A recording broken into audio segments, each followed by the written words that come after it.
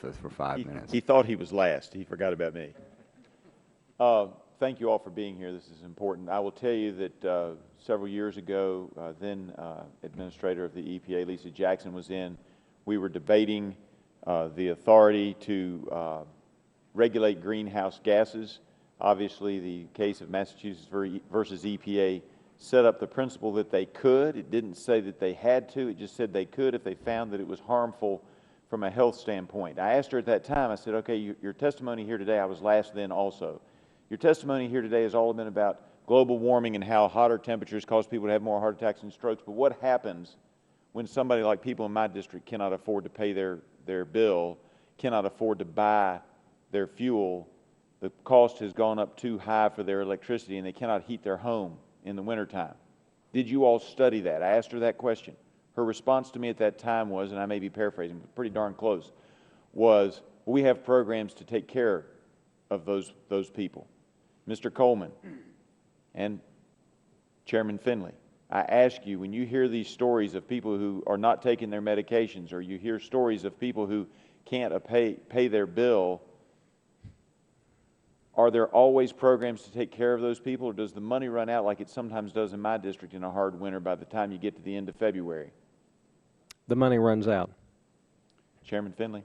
We do the best we can to have support for people who can't pay, but for many there is not enough money there.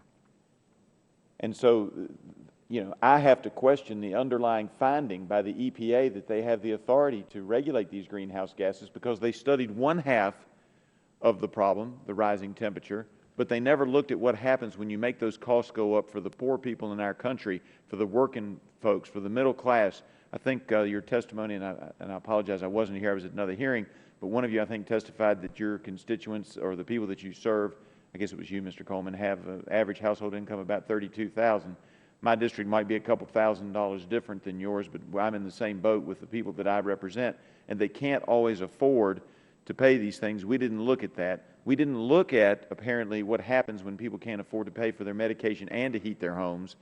And so, as a result of that, I think that the policies the EPA is putting forward are actually harming the health of a lot of American citizens, and it's unfortunate they didn't take the whole picture into account. And the testimony today here, hearing you all testify and knowing that your testimony is heart-wrenching, I understand that because my constituents tell me the same thing. Let's talk about, Mr. Coleman, you said the volatility of natural gas. This winter, there have been a lot of places. Did you all have any difficulty getting a hold of the natural gas necessary to power whatever plants you have using natural gas? We didn't have any difficulty, but at one time, some of the prices that we saw, we were in the $3 to $4 range. We saw prices $17, $18 that spiked.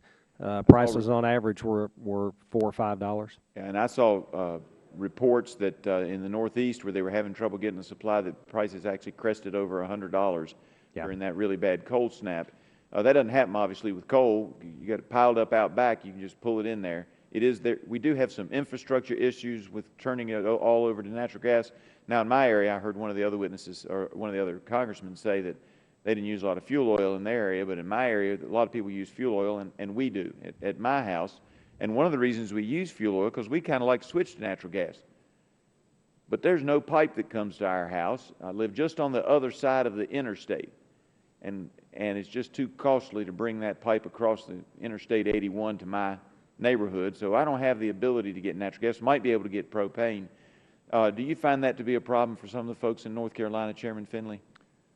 Yes, sir, it is a problem. We've done a good job, I think, in expanding the pipeline facility. 12 years ago, I was in your situation in the middle of Raleigh. My old 40-year-old furnace, oil furnace, went out in the coldest day of the winter, and the pipeline was about 20 yards up the street. And they couldn't get it there for 3 weeks, and I couldn't wait for 3 weeks, so I had to put an oil furnace back in. Yep.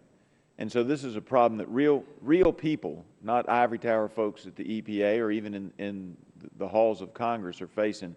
It's that, natural gas might be the wave of the future, but if you can't get it there, if you don't have the supplies to provide the electricity, to provide the heat for people, they're going to need it. And also the fact that we're raising the cost by creating regulations that are closing down plants and raising the cost of electricity for the average American citizen is harmful to the health of the working people in this country.